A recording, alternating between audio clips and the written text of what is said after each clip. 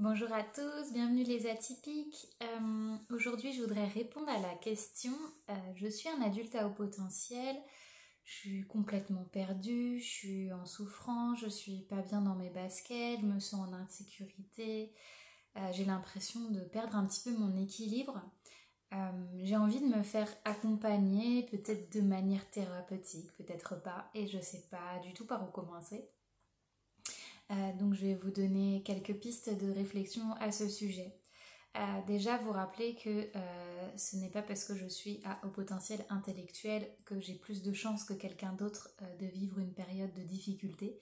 Je suis un être humain sur mon parcours de vie, enfin, éventuellement peut-être que je vais avoir une passe difficile, mais comme tous les êtres humains, pour moi, HPI n'est pas une excuse, n'est pas une explication à forcément avoir une période compliquée. Ça peut concerner tout le monde.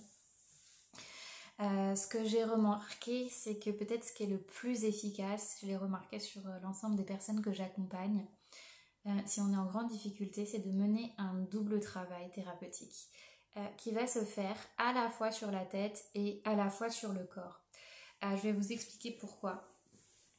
Première chose, c'est vrai que ça peut être intéressant de trouver un psychologue, un coach, un thérapeute, en tout cas quelqu'un qui nous propose un espace de verbalisation de nos émotions, de nos ressentis, quelqu'un qui nous aide à faire des liens, quelqu'un qui accueille vos difficultés, vos peurs, vos doutes et qui vous aide à traverser tout ça, qui mette un petit peu du sens sur l'ensemble de vos propos. L'idée, c'est d'alléger déjà le trop-plein. L'idée, c'est d'aller déverser des événements de vie qui ont été compliqués, toutes les années d'incompréhension, de doute, etc., en les nommant, en les verbalisant et d'avoir en face le feedback, le retour de quelqu'un qui puisse vous proposer des hypothèses, des pistes de réflexion, qui puisse vous rassembler quand vous vous éparpillez dans tous les sens, quand vous voyez plus de lumière au bout du chemin, quand il y a du brouillard, que tout devient confus, quelqu'un qui apporte un éclairage différent parce qu'il est dans une écoute bienveillante, il n'est pas dans votre situation émotionnelle et il a une expertise, du coup il déblaye un petit peu le terrain. L'idée c'est que quand je transmets oralement à quelqu'un mes difficultés, déjà je suis en partie soulagée qu'elle s'éloigne de mon corps, qu'elle trouve un espace. Aussi le fait de dire ce qui est compliqué pour nous et de s'entendre le dire à quelqu'un à voix haute, ça permet d'en prendre conscience et de se rendre compte que peut-être il y a des choses qu'on ne pensait pas si difficiles ou impactantes et qui ont été compliquées dans notre vie. Donc quand vous cherchez quelqu'un pour vous accompagner dans ce domaine plutôt verbal, l'idée c'est de trouver un interlocuteur avec lequel vous vous sentez à l'aise, quelqu'un qui est ouvert d'esprit, avec lequel vous vous sentez en confiance. Aussi peut-être si vous êtes au potentiel intellectuel, quelqu'un qui arrive à vous suivre, notamment si vous faites partie de ces gens qui ont une pensée en arborescence ou très très à tiroir, ça part un peu dans tous les sens, surtout quand vous êtes dans des périodes de brouillard. Et alors là, c'est vrai que ça nécessite une personne capable d'entendre tous les tiroirs, de faire des liens, mais aussi quelqu'un capable de synthétiser et de vous ramener quand vous êtes en train de vous perdre dans vos propos, vous perdez le fil, vous ne savez pas où vous en êtes, ou alors que vous parlez de complètement d'autres personnes et que vous n'êtes plus du tout en train de parler de vous. Donc ça, c'est une compétence qui me semble importante à trouver chez votre interlocuteur. Et aussi quelqu'un qui soit apte à accueillir vos émotions, qui soit pas dans le jugement, mais aussi quelqu'un qui soit pas débordé émotionnellement, qui soit pas tellement empathique, qui se laisse emporter avec vous. Et quelqu'un qui puisse accepter d'être en contradiction avec vous, d'accepter vos désaccords, vos questions impertinentes, vos remarques qui peuvent être surprenantes, etc. L'idée, ça c'est chouette, c'est un premier travail on va dire de vidage émotionnel, mais à mon sens, et plus spécifiquement chez les personnes hypersensibles ou à haut potentiel intellectuel, ou les deux, l'idée c'est de mener un travail parallèle sur le corps. Pourquoi ? Parce que la personne à haut potentiel est déjà énormément dans sa tête, donc elle est déjà dans l'introspection, depuis qu'elle est née elle est dans l'introspection, elle se pose des questions pourquoi à l'infini, et donc toute l'énergie est dans sa tête, et souvent c'est des gens qui ne sont pas extrêmement bien reliés à leur corps, qui ont du mal à percevoir leurs sensations corporelles ou à comprendre les messages qui en découlent, qui ont du mal à identifier leurs besoins, qui savent très bien le faire pour les autres, mais pour eux c'est un peu la cacophonie.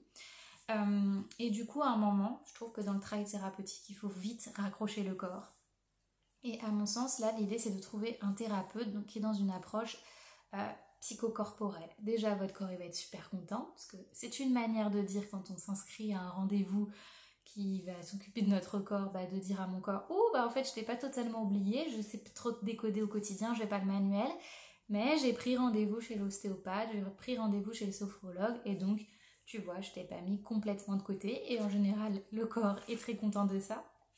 Et là l'idée ça va être de trouver un professionnel de nouveau avec qui vous vous sentez à l'aise.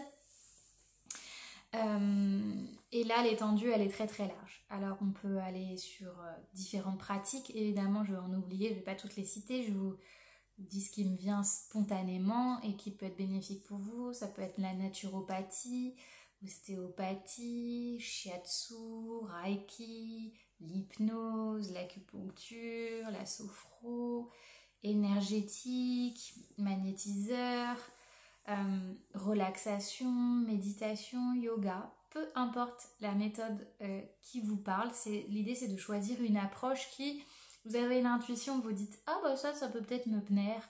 On a des gens, ils sont très très réfractaires à l'hypnose parce qu'ils en ont une idée qui les dérange, ils ont peur de perdre le contrôle, que quelqu'un choisisse pour leur pensée, etc. À ce moment-là, on ne va pas vers une pratique qui nous semble pas accessible pour nous, qui ne prend pas sens. L'idée c'est vraiment d'aller vers quelque chose où intuitivement je sens que je peux y trouver quelque chose. Moi je vous conseille toujours d'au moins d'essayer 3 séances, parce que des fois on peut se dire oh là là mais ça m'a rien fait, c'est pas efficace, j'étais mal à l'aise, on peut être décontenancé par l'approche qui n'est pas la nôtre.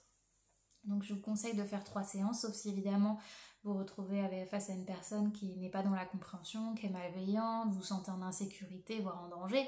Évidemment, vous ne redemandez pas un deuxième rendez-vous, sinon on se laisse la chance de pouvoir expérimenter quelque chose qu'on ne connaît pas, ça reste une expérience. Donc dites-vous quand même que pour que les effets soient visibles, on dit toujours qu'il faut minimum 3 semaines ou un cycle de lune. Donc évidemment, le lendemain, il n'y a pas de baguette magique, pas forcément de gros changements visibles. Il faut que le temps, que la tête et le corps comprennent ce qui s'est passé pour vous. Donc laissez-vous un petit peu de temps. Si vraiment vous vous sentez mal au cours de la séance et qu'il y a des choses avec lesquelles vous n'êtes pas ok, vous avez l'impression que c'est limite au niveau consentement, etc., qu'on n'apprécie pas être touché, qu'il y a des zones du corps qui nous mettent mal à l'aise, qu'il y a un type de toucher ou d'approche qui nous met mal à l'aise, en plein milieu de la séance, on a le droit de dire écoutez, là je suis sur mes limites, c'est quelque chose qui n'est pas confortable, je ne sais pas si j'aime ou pas, je ne sais pas si je suis d'accord ou pas. Alors à ce moment-là, on arrête là la séance, on demande à l'autre de changer sa méthode et on peut réfléchir à une nouvelle approche pour la fois suivante. Voilà, à mon sens, de ce que j'ai observé, c'est sans doute le plus efficace, c'est de mener un travail en parallèle sur la tête et le corps. D'accord ? On peut alterner, c'est-à-dire qu'on rencontre une fois par mois le psychologue et une fois par mois quelqu'un qui vient dans une approche plutôt psychocorporelle. Ne cumulez pas trop de choses en même temps parce qu'on parle bien de travail sur la tête et le corps. Déjà, ça demande beaucoup d'énergie, ça demande aussi du temps. Mais si on fait tout en même temps, on ne pourra pas observer les effets précis. Donc, ne cumulez pas non plus. J'accueille des personnes dans la même semaine, ils ont vu l'ostéo, le réflexologue plantaire et puis l'aromathérapeute qui leur a conseillé des fleurs de bac, mais en fait ils n'ont pas le temps d'intégrer tout ce qu'ils ont appris et scanné chez eux. Donc on peut expérimenter plein de choses, mais espacez-les pour pouvoir vivre pleinement chaque chose. Voilà. Ce n'est que mon ressenti, ce n'est qu'une proposition, mais à mon sens, c'est de loin le plus efficace, c'est de mener ce travail sur la tête et le corps en parallèle. Je vous laisse réfléchir à tout cela et choisir votre propre chemin pour vous sentir plus en harmonie et plus relié entre votre tête, votre cœur et votre corps. Et je vous dis à très bientôt.